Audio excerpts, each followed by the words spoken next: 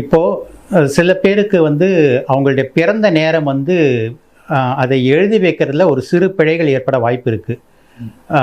குழந்தை தாயின் கருவறையிலிருந்து வெளியில் வந்த அந்த கணம்தான் வந்து கணக்கு இல்லையா?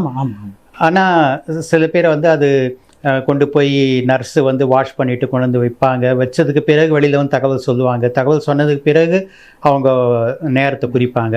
இந்த ப்ராசஸில் வந்து ஒரு அரை மணி நேரம் கூட வேறுபடுவதற்கு வாய்ப்பு இருக்குது.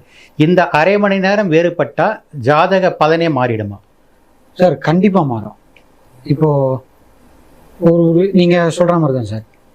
ஒரு 45 மினிட்ஸ் முன்னாடியே குழந்தை பிறந்துச்சு சார்.